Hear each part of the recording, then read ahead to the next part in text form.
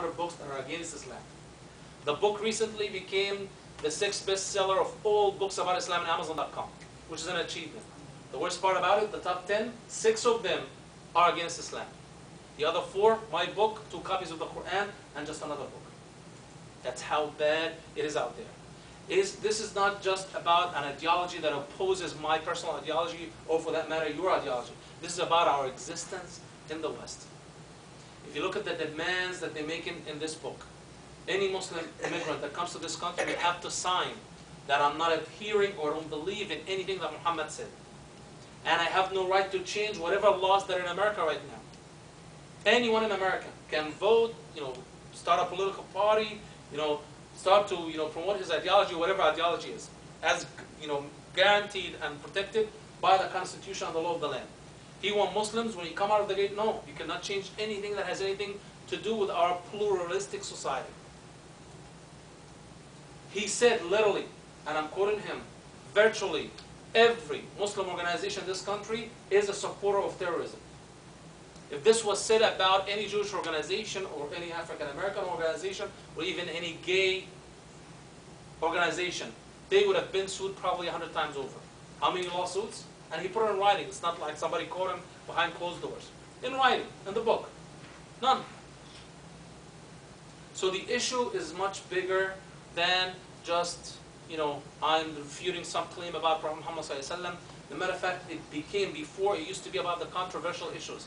No, that's not the case anymore. Which, you just explain to them the truth and you show them what is in the Holy Quran and the Hadith of Prophet Muhammad ﷺ. It's about creating, crimes and traits that everyone hates about any person. And then try to impose that on Islam. Manufacture or fabricate something about Islam and actually impose that upon Muslims. For example, I caught the author on a nationwide press release. He was claiming that Islam mandates that for a woman to be raped, that there have to be 4 male witnesses for the purpose that the rapist would walk free. Out of all people in the world, it's the Muslims who actually, condone, not whatever, a rapist would do. And he claimed that that is in a verse in the Quran. And of course I quote him, the verse that mandated that the witnesses would be men are only 2 men, not 4. And the entire verse was about recording debts. يا أيها الذين آمنوا إذا تداينتم, if you took debts, فاكتبوه, record it down. The whole verse has nothing to do with any sexual crimes. It's all about recording debts. What did he do? Omitted the first part of the verse that speaks about that the verse is about recording debts and said, you see, there it is. If you're an American, you do believe that. And then when I quote him, he said, no, I didn't mean that. Verse 24:13 or in Surah An-Nur says that the 4 witnesses would have to be males. I brought it in Arabic and English. It says arba'ata shuhud, 4 witnesses, never specified male or female. And then when I quote him in that, he said, oh, you know what? There's a book on the Fiqh al-Shafi'i that is approved by Al-Azhar University, and in that book, the judge thought that it's better that the witnesses would be 4. So from mandated in the word of Allah subhanahu wa ta'ala in the Quran, to in other verses, to someone somewhere sometime thought that this is better according to his own liking, whatever, in the same place.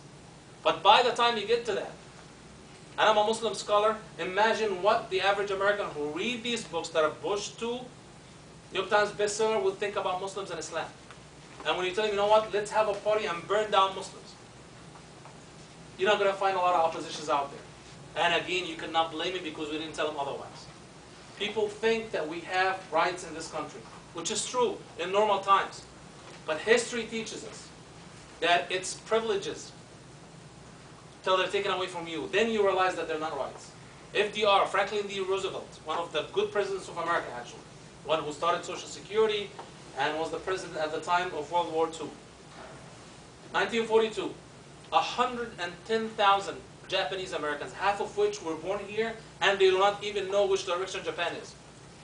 They were put, and this is how he worded it, in exclusion regions, which is a nice word for concentration camps. 110,000 of no crime of their own. And they put them in concentration camps till the war ended with Japan. I assure you, read history, the anti-Japanese sentiment at the time is not even 1/10 of what's going on right now. That's why I started, and I said it's about, right now they're pouring gasoline on the Muslim community wearing for September 12 or 13 by some crazy people. God only knows who's hiring, who's pushing them, or whatever, who's pulling the strings, or who's the puppeteer of them. And we're all going to stand to suffer. And when we suffer, then we're going to say, we wish that before we stood up to these people, we should have sued these people, went to every media outlet, and did everything that we could possibly do to stop these people and tell a word of truth about the Creator of mankind and His Prophet. So, as a human being myself, there's nothing that I can possibly imagine that I can do that I do not do. I go to universities, I go to debates, I go to Jewish temples, I go to churches, I go to the media, radio stations, whatever that I can possibly do, but I am but one person. The only thing that Allah subhanahu wa ta'ala has helped me with is that when I authored that book, you have it there. At the end of the book, at the back of the book, there is an index of answers to allegations. There's 155 allegations that I counted here. Any allegations that you probably would hear about Islam, you're going to find it here.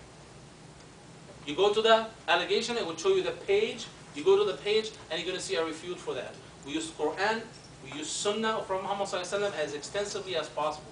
But on top of that, I didn't do it the traditional Muslim scholar way, where this is the Quran, this is the Sunnah, again, it's what you say. So most of them can say, you know what, this is what you believe in. But I don't believe in the Quran, I don't believe in the Sunnah.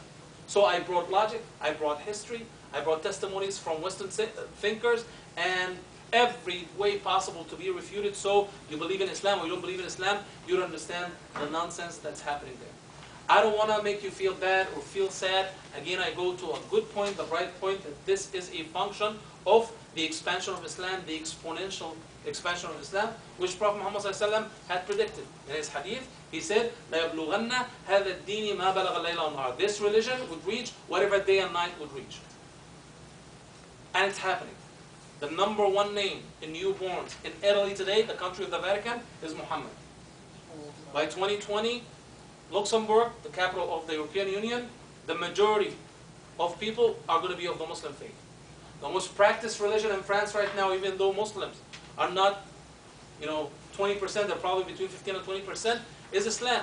On Friday, there are more people worshiping Allah subhanahu wa ta'ala than the entire 80% of the population worshiping what they believe is their God on Sunday. It's happening because it's not our religion or the religion of the Arabs or the Middle Eastern. This is the religion of the Creator of mankind. And it will prevail. And Allah subhanahu wa ta'ala will inherit the earth and what's on it, but we will be asked with the knowledge and the power and the ability that Allah subhanahu wa ta'ala has given us. What have we done to tell the truth about our Prophet? To stand up for our religion. So, inshallah, I want to stop here. I'm more concerned about answering your questions about whatever allegation you have heard. Doesn't have to be necessarily something that you are thinking about yourself. Whatever that you heard, any allegations about Islam, I'd like to refute it for you, inshallah. Get your idea, and then we want to speak about how individually we can do whatever that we can, inshallah, to stand up, promote Islam, and stand up to this Islamophobia, inshallah. So I'll stop here, inshallah. We'll open it for questions, and please ask any blunt questions that you might have. Inshallah. Okay. So we actually gave out, if for those who came later, you might not have it, but we have makeshift note cards on your chairs. If you want to write down your question, that's fine. If you want to raise your hand and ask your question, that is also fine as well. So any questions, George? Yeah. Regarding the marriage of Prophet Muhammad with Aisha radiallahu anha, when someone in the debate brings that up, how do we go about explaining that? State the fact. This is what happened. First of all, the rule of marriage in Islam. For a female to get married, there are two conditions that would have to be fulfilled. Number one, that she is physically able to carry children, meaning that she reached puberty and she's complete as a female that can actually, get pregnant and give birth to a baby. The second thing is that she is mentally, character-wise, and as a human being can be able to carry the responsibility of a family and that baby. So it's not her age, it's not how smart she is, it's her age and her mental maturity. So there's a hadith, and it's a correct hadith, that says that Sayyidah Aisha said that Prophet Muhammad ﷺ married her. تزوجني رسول الله وأنا بنت 6 سنين وبني بي وأنا بنت 9 سنين. Correct hadith in Sahih Muslim and Sahih Bukhari. So the facts that we get out of this. Sayyidah, number one, Sayyidah Aisha thought that she was 6 years old when she was engaged, and